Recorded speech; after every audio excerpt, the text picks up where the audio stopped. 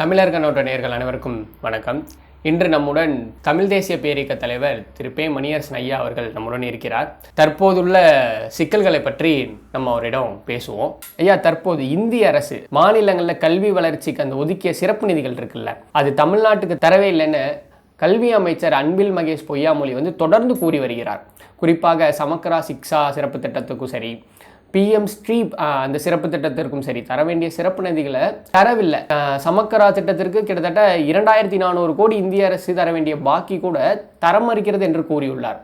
இதுபோல் பிஎம் ஸ்ரீ திட்டத்திற்கும் தரவில்லை என்று கூறியிருக்கிறார். இதுக்கு என்னதான் தீர்வுங்க ஐயா? இதற்கு தீர்வு என்பது தம்பி, இந்த கல்வி முழுக்க முழுக்க மாநில அரசு பட்டியலுக்கு வந்துடணும். வெள்ளக்கார ஆட்சியிலேருந்து கல்வி மாநில பட்டியலில் தான் இருந்தது. 1935ஆம் ஆண்டு கவர்மெண்ட் ஆஃப் இந்தியா ஆக்ட் 1935 கொண்டு வந்தான் வெள்ளக்காரன். கான்ஸ்டியூஷனாக தான் முதல் கான்ஸ்டியூஷன் இந்தியாவுக்கு. அந்த அரசமைப்பு சட்டத்திலே அவங்க ஒரு காலனி ஆட்சி நடத்திய வெள்ளக்காரனே கல்வியை மாநில அரசு அதிகாரத்தில் வச்சுருந்தான். அது அப்படி தான் தொடர்ந்தது. இந்திய அரசமைப்பு சட்டம் 1950 செயலுக்கு வந்த பிறகு அது தொடர்ந்தது. அப்படி தான் மாநில பட்டியலில் இருந்தது. அதை திராவிட முன்னேற்றக் கழகத்தின் கூட்டணி தலைவியாகிய இந்திரா காந்தி நெருக்கடி நிலை பிரகடனம் செய்து சர்வாதிகாரத்தை கட்டவிழ்த்து விட்ட பொழுது அரசமைப்பு சட்டத்தை பலதை மாற்றி சர்வாதிகாரமாக மாற்றினார் அந்த அம்மையார். அதில் ஒன்று, மாநில அதிகாரத்தில் இருந்த கல்வியை இந்திய அரசினுடைய மேலாதிக்கத்தின் கீழ் உள்ள பொதுப்பட்டியலுக்கு மாற்றிச்சு அந்த அம்மா. 1976ஆம் ஆண்டு சட்டத்திட்டத்தில் அந்த அம்மா மாற்றுச்சு இந்திரா காந்தி. அந்த அம்மா அப்போ பிரதமராக இருந்தாங்க.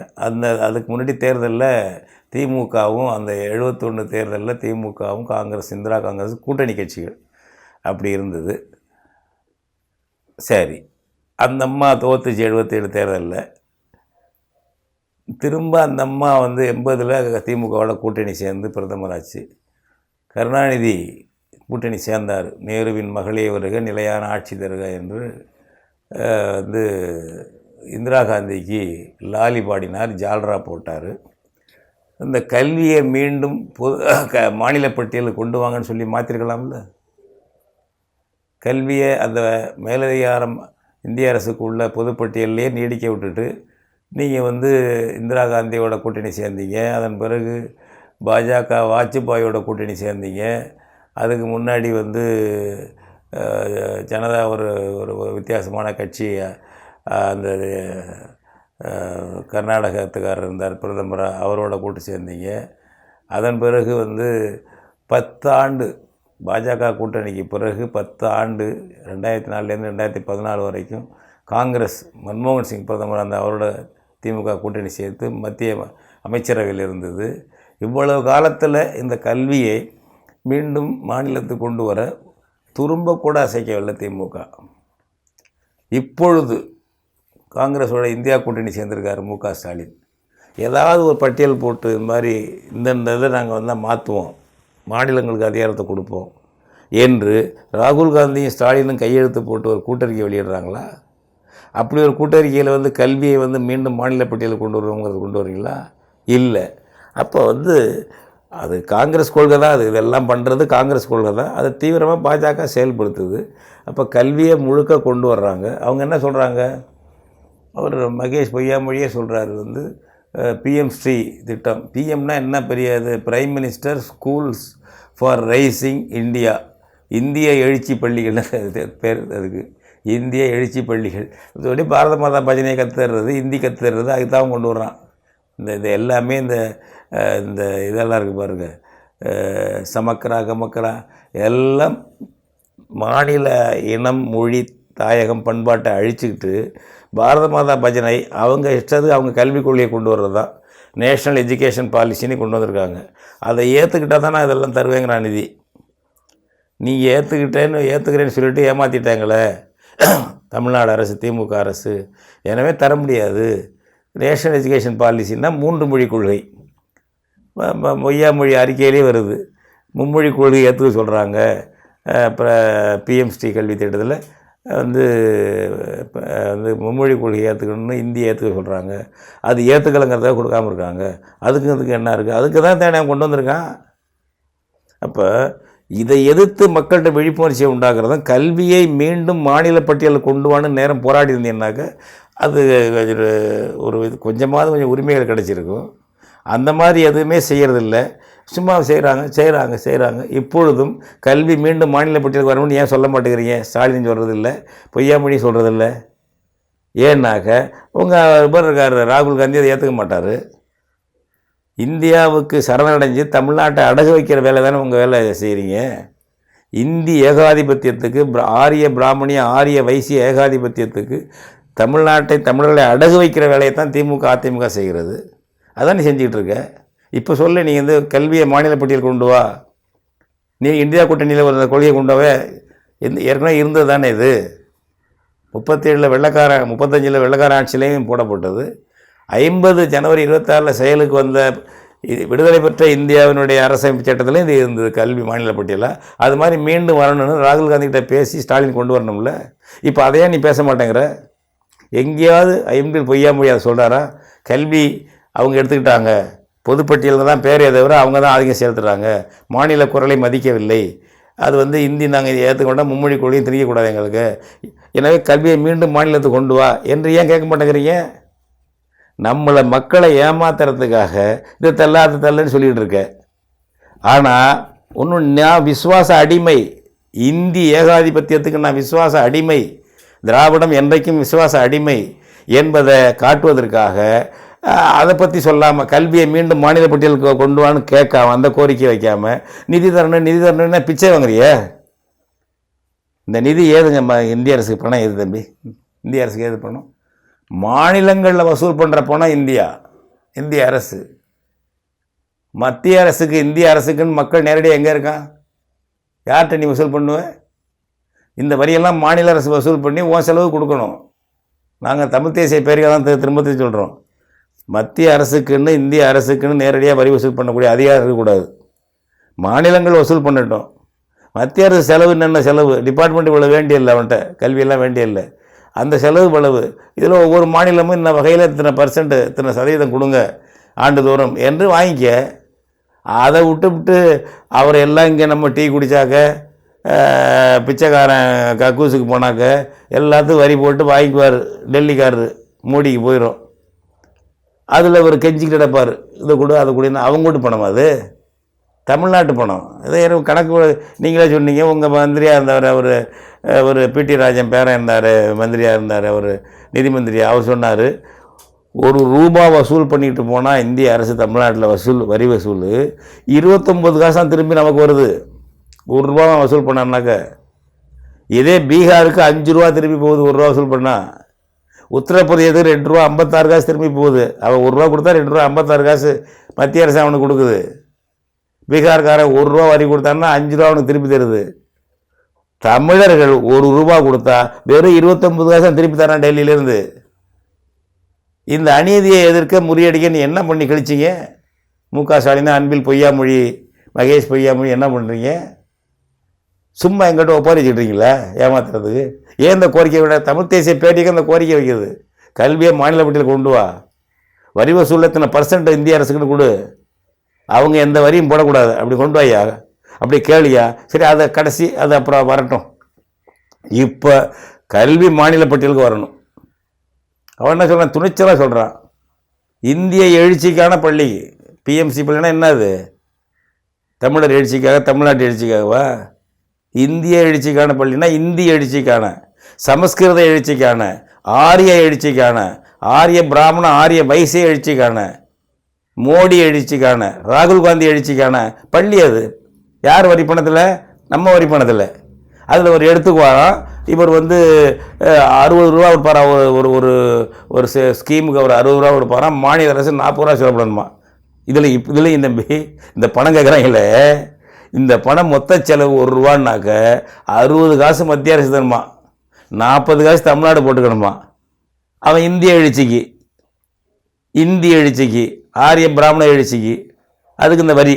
இப்படி என்ன விஷயம் இது? ஒன்று அப்படி எல்லாமே இந்தி மயமாக்கணும். இது என்ன சமக்கிறான்னா என்ன? ஒன்று இந்த இந்தி மயமாக்கணும். ஒரு பால் நமக்கு புரியாது.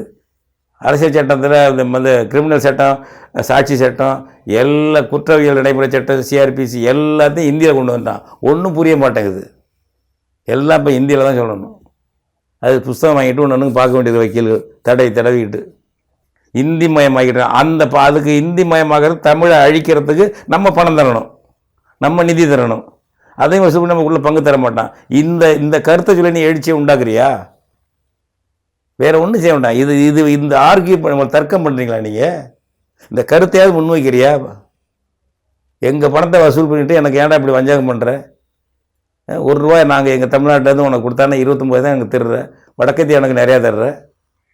வடக்கு வாழ்கிற தெற்கு தேய்கிறது கிழிச்சு கத்தி தானே கட்சியை வளர்த்த திமுகவை. இப்போ எதையும் சொல்ல மாட்டேங்கிற. இப்போ என்ன சொல்கிறார் ஸ்டாலின்? தெற்கு வளர்கிறது, இந்தியாவுக்கு வழிகாட்டியாக இருக்கு. ஏன் பொய் புரட்டு பண்ணுற? பணம் இல்லை, சம்பளம் கொடுக்க முடியல, ஆசிரியர் நியமிக்க முடியல, முழு நேரம் ஆசிரியர் நியமிக்க முடியாது, பகுதி நேரம் ஆசிரியர் கான்ட்ராக்டில் வச்சுக்கிட்டு இருக்க, பணம் இல்லை, திவாலாகி கிடக்கிற, சாராயை விற்று பள்ளிக்கூடம் நடத்திக்கிட்டு இருக்க, மருத்துவமனை நடக்கிற, டாஸ்மாக் சாராயம் விற்று நடத்திட்டு இருக்க அரசாங்கத்தை. அது தெரியுது. அப்படியே ஒரு போதையை போட்டு விடுற. டாஸ்மாக் கடை ஒரு போதை, இங்கே வந்து அறிக்கையில் ஒரு போதை. மு க ஸ்டாலின் அப்படி வளருது. ஏன் பறதுக்கு கேட்டு கிடக்கிற? உரிமையை விட்டு கொடுத்து விட்டு பறிகொடுத்து விட்டு இந்தியாக்காரனிடம், வட இந்தியனிடம், டெல்லி சரணடைகிற கட்சிகள் திமுக எல்லாம். இப்போது அதை சொல்ல வேண்டியதானே? மாநிலத்துக்கு உண்டா கல்வியை, இந்த நிதி, இந்த ஜிஎஸ்டியை ரத்து பண்ணு. எங்களுக்கு நாங்கள் வந்து வெள்ளைக்காரன் கொடுத்தா விற்பனை வரி வசூல் பண்ணுறதை, ராஜாஜி அமைச்சராக இருக்கும்போது, முதல்வராக இருக்கும்போது வெள்ளைக்காரன் அனுமதிச்சான். விற்பனை வரி மாநில அரசு போட்டு ₹100 வசூல் பண்ணால் ₹100 நீ எடுத்துக்க, செலவு பண்ணிக்க மாநிலத்துக்கு நன்மைக்கு என்று ஆங்கிலேயர் அனுமதிச்சான். அதை பிடிங்கிட்டாமா டெல்லிக்காரன். இப்போ காங்கிரஸ்காரனும் பாஜகவும் சேர்ந்து ஜிஎஸ்டியை போட்டு அதை பிடிங்கிட்டாங்க. இப்போ அதை கேட்குறியா நீ? அது மாதிரி இதெல்லாம் நம்ம கேட்கணும். ஸ்டாலின் கேட்க மாட்டார. அடகு வச்சு, அடமானம் வச்சு, இந்திய ஏகாதிபத்தியத்துக்கு தமிழ்நாட்டை அடமானம் வச்சு கொள்ளை லாபம் பார்க்கக்கூடிய கட்சிகள் இதெல்லாம் திமுக எல்லாம். நம்ம கட்சி அரசியலுக்கு கூட அப்பால் பட்டு, கட்சி அரசியலை விட்டுருங்க, நம்ம இனம், மொழி, தாயகம் பாதுகாக்கப்படுறது இல்லையா? அதில் எல்லாம் ஒருங்கிணைந்து கல்வி அங்கே கொண்டுக்கிட்டு வா. நீ வந்து கல்விக்கான நிதி வசூல் பண்ணுறத பங்கு நீ தர்றங்காத, இந்திய திணிக்காத, மும்மொழி கொள்கையை பற்றி பேசாத. அங்கே ஏற்றுக்க மாட்டோம். தேசிய கல்விக் கொள்கையை நாங்கள் ஏற்றுக்கலை. 2020 கொண்டு வந்த தேசிய கல்விக் கொள்கையை நாங்கள் ஏற்றுக்கலை. எங்களுக்கு அது பொருந்தாது. கல்வியை மாநிலப்பட்டு கொண்டு வா அப்படின்னு சொல்லி, இந்த நிதி இந்த வசூல் ஜிஎஸ்டி ரத்து பண்ணு, அதை பண்ணு, இதை பண்ணு, மீண்டும் அதை கொண்டுட்டு வான்னு நம்ம நிதி ஆதாரங்களுக்குள்ள பேச்சை பேசி, நாங்கள் ₹100 வரி கொடுத்தாங்க, உனக்கு ₹60 தமிழ்நாட்டுக்கு கொடு, ₹40 வேணா நீ வச்சுட்டு போ என்று ஒரு மாற்று திட்டத்தை சொல்லணும். மொத்தத்தில் ₹60 தமிழ்நாடு எவ்வளோ கொடுக்குதோ உனக்கு இந்தியாவுக்கு இப்போ ஒரு இடைக்கால ஏற்பாடு. ₹60 தமிழ்நாட்டுக்கு கொடு, ₹40 நீ வச்சுக்க என்று ஒரு மாற்று திட்டத்தை நிதிக்கும் கொடுக்கணும். அப்படி யாரும் கொடுக்கறது இல்லையா? அப்படிலாம் பேசுறது இல்லையே. நாக்கு அழுகி போயிருமா? யாராவது பேசுகிறீங்களா? திமுக வேண்டாம், மற்ற கட்சிகள்லாம் பேசுதா? நீ மொத்தம் தமிழ்நாட்டில் என்ன வசூல் பண்ணுறியோ, எந்த வரியாக இருந்தாலும் சரி, வசூல் பண்ணுற வரி இருக்குது. செஸ்ஸு போடுற, அது போடுற, எல்லாம் கணக்கு பண்ணணும். எல்லாம் மொத்தமாக கணக்கு பண்ணணும். செஸ்ஸு சர்சார்ஜ் எல்லாம் கணக்கில் இல்லை. அந்த ஃப்ராட் வேலையெல்லாம் வேண்டாம். டேக்ஸுக்கு போடுற கூடுதல் வரி, செஸ்ஸு சர்சார்ஜ் எல்லாம் கணக்கு பண்ணி ₹1 நீ வசூல் பண்ணால் டெல்லிக்காரனுக்கு மத்திய அரசுக்கு ₹40, ₹60 தமிழ்நாட்டுக்கு என்று ஒரு மாற்று திட்டத்தை, இடைக்கால திட்டத்தை வைங்க. இந்த மாதிரி பிரச்சாரம் பண்ணி இப்போ நம்ம நிதியை வாங்குங்க, நம்ம கொடுத்த வரி பணத்தை. இப்படி இல்லாமல் சும்மா அறிக்கை விட்டு ஓஞ்சி போயிடா இருந்தாலும் யார் இப்போ அன்பில் பொய்யாமொழி அறிக்கை விட்டு முடிஞ்சு போச்சு, அவ்வளோதான். மாற்று எதுவும் சொல்கிறாரா? கல்வியை மீண்டும் கொண்டு வா, எங்களுக்கு நாங்கள் கொடுத்த பணம் தானே உன்னை கேட்குறோம் என்று எதாவது ஆர்கியூ பண்ணுறீங்களா, தர்க்கம் பண்ணுறீங்களா? பண்ணுறதில்ல. தள்ள மும்மொழி கொள்கையை ஏற்றுக்கிற நீ அப்புறம் எதுக்கு அந்த நேஷ்னல் அதை புதிய கல்விக் கொள்கையை நீ ஏற்றுக்கிட்டு தானே இருக்கிற? இந்தி உள்பட நீ ஏற்றுக்கிட்டு இருக்க. அவன் அதான் கேட்குறான். நீ ஏற்கனவே மெமோரண்டம் ஆஃப் அண்டர்ஸ்டாண்டிங்கில் கையெழுத்து போட்டிருக்க. அவன் சொல்கிறான், இந்திய அரசு புரிந்துணர்வு ஒப்பந்தம் நீ ஏற்கனவே கையெழுத்து போட்டிருக்க, எங்கள் கொள்கையை ஏற்றுக்கிறேன்ட்டு. இப்போ ஏன் நீ இந்தியா ஏற்றுக்க மாட்டேங்கன்னா அவன் கேட்குறான். பதில் சொல்லதுக்கு. அதனால் இது நம்ம கேட்கணும். இது சும்மா கீழே கத்திட்டு நம்மளை ஏமாத்துறது கத்துறது. டெல்லியிலேருந்து நிதி வாங்கிறதுக்கு கத்துறது இல்லை. அன்பில் பொய்யாமொழி விட்டு ஸ்டாலின் முடுக்கி விட்டுருக்காரு, சாவி கொடுத்து கத்திருக்கட. உரிமைக்கு குரல் கொடுப்பது போல் நம்ம பயில்களை ஏமாற்றணும், ஆணையும் பொண்ணு ஏமாற்றணும், தமிழன் தமிழச்சியை காத்திட்டு கிட, இல்லைன்னா நம்ம ஒன்றும் கேட்கல நினைப்பாங்க என்று நாடகம் நடத்துகிறார் அன்பில் பொய்யாமொழி, மகேஷ் பொய்யாமொழி. இதை புரிந்து கொண்டு நாம் இந்த கோரிக்கைகளை வைக்கணும். திமுக கேட்கல, அவர் கேட்கல, இவ்வளோ கேட்கலன்னு சொல்லிட்டுலாம் இருக்கக்கூடாது. நம்ம கேட்கணும். கட்சி வேறுபாடே இல்லாமல் கேளுங்க, தமிழர்கள் கேளுங்க. உங்கள் வாழ்வுரிமை, உங்கள் பிள்ளை, உங்கள் தலைமுறை, உங்கள் தாய்மொழி, உங்கள் தாயகம் வாழ்வதற்கு இதையெல்லாம் கேட்டு விழிப்புணர்ச்சியை உண்டாக்கி மக்கள் வீதியில் இறங்கினால் இந்த நீதி கிடைக்கும், இதற்கான நீதி கிடைக்கும். இவ்வாறான பல செய்திகளை, பல சிக்கல்களுக்கு விடை கிடைக்கக்கூடிய செய்திகளை தமிழர் நோட்டம் வலையொலியில் வெளிப்படுத்தி வருகிறோம். இது தற்சார்பாக செயல்படுவதற்கு நிதி தேவைப்படுகிறது. இந்த நிதியை நம்முடைய மக்களாகிய நீங்கள் தான், இளையோரும் பெரியோரும் நண்பர்களும் தோழர்களும் சான்றோரும், நீங்கள் உங்களால் இயன்ற அளவு என்ன இயலுமோ அந்த நிதியை வழங்குமாறு அன்போடும் உரிமையோடும் கேட்டுக்கொள்கிறேன். உங்களுக்கு நன்றி உணர்வோடும் பொறுப்புணர்வோடும் தமிழர்கள் நோட்டம் செயல்படும் என்பதை உறுதி தெரிவித்துக் கொள்கிறேன். நன்றி, வணக்கம்.